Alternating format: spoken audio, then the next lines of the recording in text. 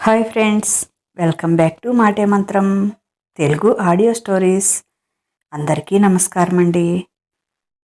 ఈరోజు మనం చదువుకోబోతున్న కథ నీ మీద మన సాయరా 31వ భాగం. సారీ అండి, నిన్న ఊరెళ్ళాను, అప్డేట్ ఇవ్వటం కుదరలేదు. మీలో చాలామంది కోపం వచ్చింది కదా, ఏం చేయను, నాకు పర్సనల్స్ అంటూ ఉంటాయి కదా. తప్పలేదండి, వచ్చేటప్పటికే లేట్ అయిపోయింది. ఇవ్వటానికి అస్సలు వీలవలేదు. రాత్రి హెల్త్ కూడా అంత సహకరించలేదు. అందుకే ఈరోజు ఉదయమే లేచి కూర్చొని ఈ అప్డేట్ ఇస్తున్నాను. ఏమీ అనుకోకుండా చదివేసేయండి. సాయంత్రం వీలైతే మరో అప్డేట్ ఇస్తాను. లేకపోతే తిట్టుకోకండి, లేటుగా అయినా ఇస్తాను. 9:30 అయినా కానీ నైట్కి ఒక అప్డేట్ ఇస్తాను. ఇది మాత్రం కన్ఫర్మ్. ఓకేనా? ఇప్పటికైనా శాంతించండి ప్లీజ్. కథలోకి వెళ్దాం. నైనికకి మత్తుమందు ఇచ్చి స్పృహ లేకుండా చేసి రోహిత్ తన ఆఫీస్ రూమ్లో బంధించాడని తెలుసుకున్న విరాట్ వెంటనే అక్కడికి బయలుదేరాడు. విరాట్ వెంటనే పోలీసులకు ఫోన్ చేశాడు. రాజేష్కి చేశాడు. క్యాబిన్ దగ్గరకు పోయి డోర్ కొట్టు అన్నాడు. అక్కడ ఎవరూ లేరు సార్, లాక్ చేసుంది అన్నాడు రాజేష్. రాజేష్, ముందు వెళ్ళి నేను చెప్పిన పని చేయి, నేను వచ్చే వరకు అలా కొడుతూనే ఉండు అన్నాడు. అవసరమైతే నేను చెప్పినప్పుడు పగలగొట్టు, ఏదైనా అయితే తర్వాత నీకే ప్రాబ్లం రాకుండా నేను చూసుకుంటాను అన్నాడు విరాట్. రోహిత్ బాల్కనీలోంచి దొంగచాటుగా ఆఫీస్ రూమ్లోకి ప్రవేశించి నైనిక మీదకి వంగి, నిన్ను పెళ్లి చేసుకున్న తర్వాత మెమరబుల్గా మన ఫస్ట్ నైట్ జరగాలనుకున్నాను, బట్ ఇలా చేపిస్తున్నావు నాతో, తప్పటం లేదు డార్లింగ్. ఇప్పుడు నిన్ను రేప్ చేయకపోతే వాడొచ్చి నన్ను చంపేస్తాడు. నువ్వంటే నాకు చాలా లవ్ ఉంది డార్లింగ్. వాడి కళ్ళలో రక్తం చూడాలంటే నిన్ను మామూలుగా కాదు, చాలా దారుణంగా రేప్ చేయాలి. తప్పదు మరి. నాకు ఇష్టమైన నిన్ను, నీకంటే ఇష్టమైన నీ ఆస్తిని, రెండింటినీ వదులుకోలేకపోతున్నాను డార్లింగ్. అందుకే ఇలా చేయాల్సి వస్తుంది. ఇది జరిగాక ఎలాగో మన పెళ్ళి అవుతుంది రేపు. అప్పుడు నీ కాళ్ళు పట్టుకొని బతిమాలుతాను. సరిగ్గా నా మాట విని నా కాళ్ళ దగ్గర పడుంటావా? సరే. మళ్ళీ తోక జాడించి విరాట్ బావ అన్నావంటే నాలో రాక్షసుణ్ణి చూస్తావు. ఇది ఫస్ట్ డే. మన పెళ్ళయ్యాక సెకండ్ నైట్ మనకు ఇష్టం వచ్చినట్లు జరుపుకుందాంలే. ఇప్పుడు నీకు ఎలాగో స్పృహ లేదుగా, నేనేం చేసినా నీకు తెలియదు. వాడి మీద గెలవాలంటే నువ్వు నా అస్త్రానివి, తప్పదు. దీనికంతటికీ వాడే కారణం. వాడి మీద పగ, వాడిని గెలవాలని పంతం నాతో ఇలా చేపిస్తుంది. ఇందులో నా తప్పేం లేదు. పైగా వాడు నా ముందే నేను చూస్తున్నానని తెలిసి కావాలనే నిన్ను ముద్దులు పెట్టుకుంటూ నన్ను మరీ మరీ రెచ్చగొడుతున్నాడు. అప్పుడు నాకు వస్తున్న కోపానికి వాడిని అక్కడే చంపేయాలనిపిస్తుంది. ఇప్పుడు ఆ కసంతా నీ మీద తీర్చుకొని వాడి కళ్ళలో రక్తం చూడాలి నేను అనుకున్నాడు సైకోలా. అలా అనుకోగానే అతను పిడికిళ్ళు బిగుసుకున్నాయి. కళ్ళు ఎర్రగా చింతనిప్పుల్లా మారాయి. విరాట్ ఏడుస్తూ సర్వం కోల్పోయినట్లు తన కళ్ళ ముందు కనపడేసరికి అతను క్రూరంగా, ఒరే విరాట్, నీ మీద నాకు చిన్నప్పటి నుంచి ఉన్న పగ ఈ రోజుతో తీరిపోతుందిరా. నేను నీ సర్వస్వాన్ని సొంతం చేసుకోబోతున్నాను. ఇక నువ్వు పిచ్చివాడివై బట్టలు చింపుకొని రోడ్ల మీద తిరగాలి అని క్రూరంగా నవ్వుకొని తన షర్టు తీసి పక్కన పడేసి, నా ముందే మీ ఇద్దరూ ముద్దులు పెట్టుకుంటారా? ఇప్పుడు చూడు మా ముద్దు ఎంత ఘాటుగా ఉంటుందో అంటూ ముద్దు పెట్టుకోవటానికి ఆమె మీదకు వంగబోయాడు. అప్పుడే తన క్యాబిన్ డోర్ దబదబా కొడుతున్న శబ్దమైంది. ఉలిక్కిపడి పైకి లేచాడు. చాలా స్పీడ్గా వస్తున్న విరాట్ కారు సిగ్నల్ పట్టడంతో సడన్ బ్రేక్ వేసి స్టీరింగ్ మీద గట్టిగా బాదాడు. గట్టిగా ఆగకుండా హారన్ వినపడటంతో అందరూ అటువైపే చూశారు.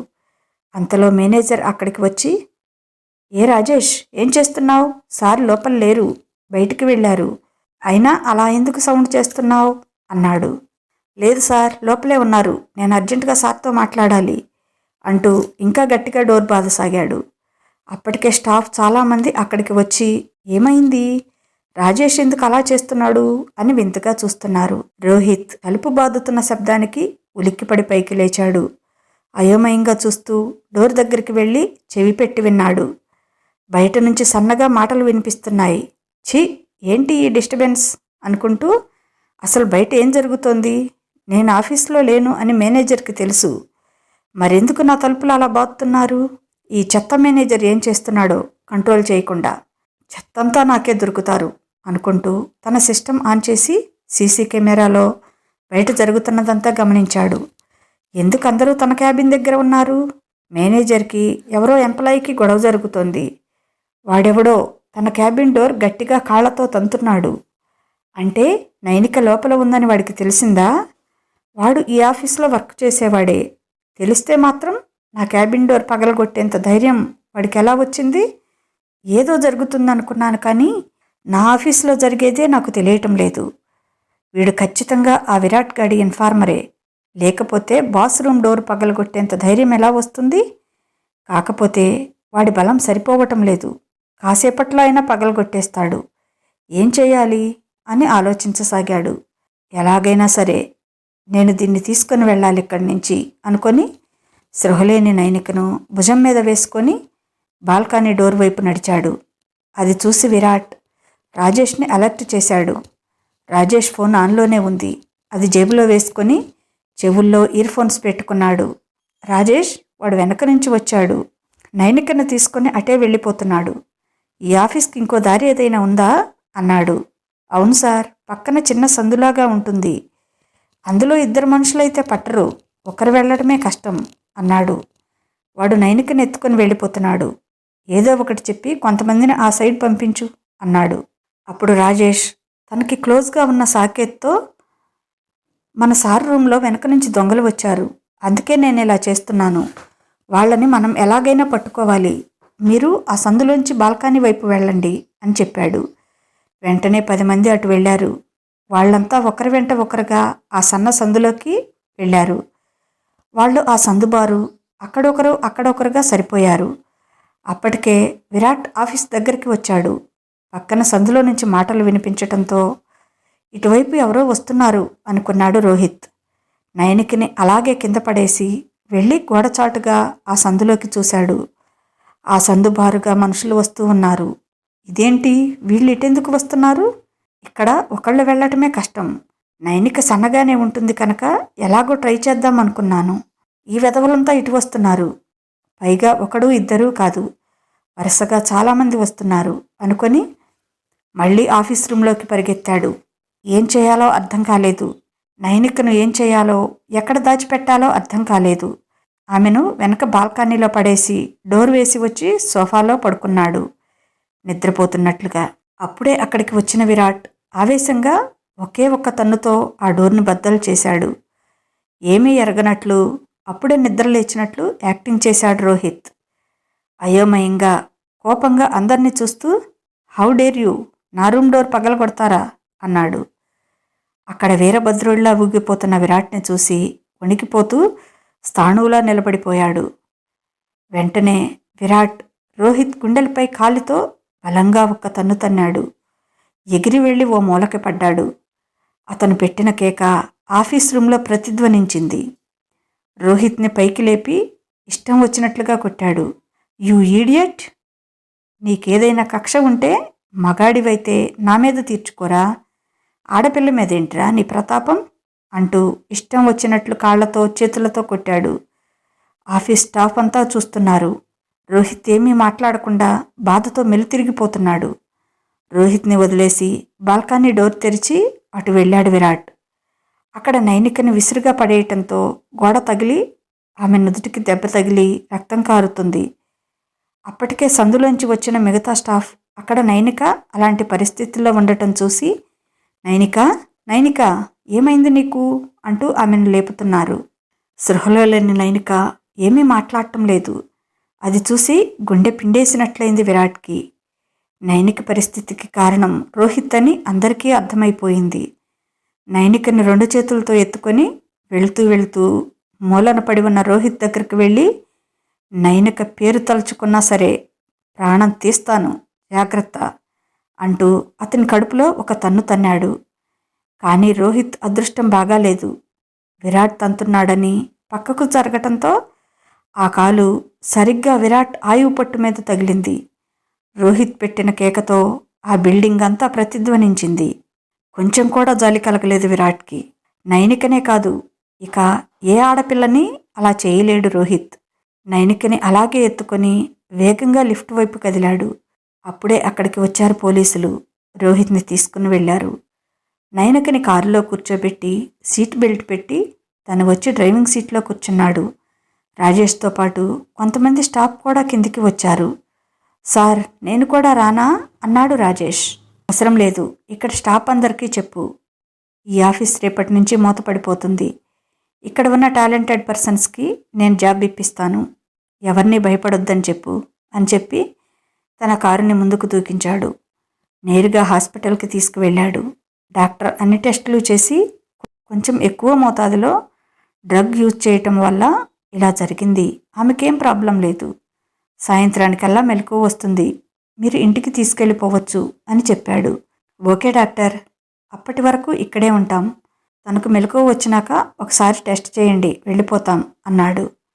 నైనికని ఆ పరిస్థితుల్లో ఇంటికి తీసుకువెళ్తే తల్లి టెన్షన్ పడుతుందని నైనిక బెడ్ పక్కనే కూర్చొని పోలీసులకి ఫోన్ చేశాడు. వాడిని అరెస్ట్ చేశాం సార్ అన్నారు వాళ్ళు. అరెస్ట్ చేయటం కాదు, వాడు జీవితాంతం జైల్లోనే మగ్గిపోవాలి. దానికి కావాల్సిన ఏర్పాట్లు చేయండి. నేనిచ్చిన కేసు వెనక్కి తీసుకుంటున్నాను. మీరేం కేసు పెట్టుకుంటారో మీ ఇష్టం. రేపటికల్లా మీకు అందాల్సింది మీకు అందుతుంది అన్నాడు. ఓకే సార్ అంటూ వంకరగా నవ్వాడు సెల్లో ఉన్న రోహిత్ని చూస్తూ ఆ సిఐ. వెంటనే కేసు మారిపోయింది. రోహిత్ ఈ ఆఫీస్ అడ్డు పెట్టుకొని అండర్ వరల్డ్ డాన్స్తో చేతులు కలిపి వాళ్ళకి డ్రగ్స్, వెపన్స్ సప్లై చేస్తున్నట్లు కేసు ఫైల్ అయింది. కొంతమంది కానిస్టేబుల్స్ అతని ఆఫీస్కి వెళ్ళి అక్కడ సీక్రెట్ లాకర్స్లో డ్రగ్స్ని, వెపన్స్ని పెట్టి ఫోటోలు తీశారు. అవి అతనే సప్లై చేస్తున్నట్టు కేసు పెట్టారు. ఇక ఇక ఈ రోజుతో రోహిత్ కథ ముగిసిపోయింది. ఇన్నాళ్ళు విరాట్ని చాలా తక్కువ అంచనా వేశాడు రోహిత్. వాడొక సెంటిమెంటల్ ఫూల్ అని, కుటుంబం మీద దెబ్బ కొడితే వాడు లొంగిపోతాడని అనుకున్నాడు. నైనికని లొంగ తీసుకొని పెళ్లి చేసుకుంటే వాడు జీవితాంతం ఆమెని తనని చూస్తూ ఏడుస్తూ ఉంటాడని కలలు కన్నాడు. ఒకవేళ తన ప్లాన్ ఫెయిల్ అయ్యి తను దొరికినా తనని 4 తన్ని వదిలేస్తాడు అనుకున్నాడు. కానీ తన ప్రాణానికి ప్రాణమైన నైనిక మీద చెయ్యి వేస్తే రియాక్షన్ ఎలా ఉంటుందో అతను ఊహించలేదు. నిజంగానే అతను సెంటిమెంటల్ ఫూలే. విరాట్కి నైనిక మీద ఉన్న అమితమైన ప్రేమే అతడిలోని రాక్షసుని నిద్రలేపి రోహిత్ని ఈ పరిస్థితుల్లోకి నెట్టింది. ఇది రోహిత్ చేతులారా చేసుకున్న స్వయంకృతాపరాధం. అందులో విరాట్ని అనుకోవలసింది కూడా ఏమీ లేదు. ఈ రోజుతో ఇక రోహిత్ చాప్టర్ క్లోజ్ అనుకున్నాడు. అతని పెదవులపై బాధతో కూడిన క్రూరమైన నవ్వు వచ్చింది. రోహిత్, నిన్న ఇలా చేయాలనుకోలేదురా. నైనిక నేను చిన్నప్పటి నుంచి భార్యాభర్తలమని తెలిసి కూడా ఆమె మీద చేయి వేయిపోయావు. నేను ఒక్క 5 నిమిషాలు ఆలస్యంగా రియాక్ట్ అయితే అప్పుడేం జరిగేదో అని తలుచుకొని బాధతో, కోపంతో విరాట్ పిడికిళ్ళు బిగిసిపోయాయి. కరెక్ట్, నేను బాధపడకూడదు. రోహిత్కే కాదు, వాడిలాంటి వాళ్ళకి ఇదే సరైన శిక్ష. 10 మందికి సరైన శిక్ష పడితే 11వ వాడేవాడు పరాయి స్త్రీ వంక కన్నెత్తి చూడటానికి కూడా భయపడతాడు. ఎస్, నేను చేసింది చాలా కరెక్ట్ అనుకున్నాడు. రోహిత్ని ఇలా చేయటం కరెక్టేనా అని అంతవరకు మనసులో మదన పడుతున్న విరాట్కి తను చేసింది చాలా మంచి పని అనిపించింది. అది నైనికే కాదు, ఆ స్థానంలో ఏ అమ్మాయి ఉన్నా వాడికి ఇలాంటి శాస్తి జరగాలి. అప్పుడే ఇలాంటి వెధవలకి కొంతమందికైనా బుద్ధి వస్తుంది అనుకున్నాడు. తల్లికి ఫోన్ చేసి, అమ్మా, నైనికని తీసుకొని నేను బయటికి వెళ్తున్నాను, కొంచెం లేట్గా వస్తాం, డిన్నర్ కూడా బయటే చేస్తాం అని చెప్పాడు. నైనిక బెడ్ పక్కనే కూర్చొని ఆమెను అలాగే చూస్తూ, ఇదండి ఈరోజు కదా. నైనికకి ఇంకా స్పృహ రాలేదు. స్పృహ వస్తే నైనిక ఎలా ఫీల్ అవుతుందో. విరాట్ తనని సముదాయించగలడా? రోహిత్తో కలిసి లంచ్ చేయటం నిజంగా ఆమె చేసిన పొరపాటే. కానీ అది ఆమె కావాలని చేయలేదు. అతను అలాంటి స్టెప్ తీసుకుంటాడని కూడా ఊహించలేదు. అతనికి అంత ధైర్యం ఉందని కూడా అనుకోలేదు ఆమె. కానీ ఏం చేస్తాం, ఒక్కోసారి మనం అనుకోనివి చాలా జరిగిపోతుంటాయి. నైనిక జీవితంలో కూడా ఇది ఒక పెద్ద రాంగ్ స్టెప్. కానీ విరాట్ సమయానికి కాపాడుకోగలిగాడు. ఆ స్థానంలో విరాట్ కనుక లేకపోయి ఉంటే నయనకి జీవితం ఏమయ్యేదో తలుచుకోవడానికి మనకు కూడా బాధగానే ఉంది కదా. ఇంకొక మాట అండి, ఆడపిల్లల్ని తప్పుడు దృష్టితో చూసే వాళ్ళకి చాలా కఠినమైన శిక్షలు పడాలి.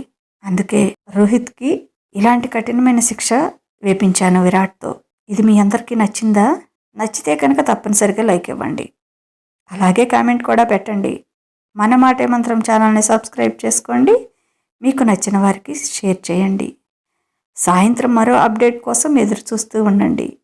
ఇక ఉంటాను. బాయ్. మీ లక్ష్మీ గంట.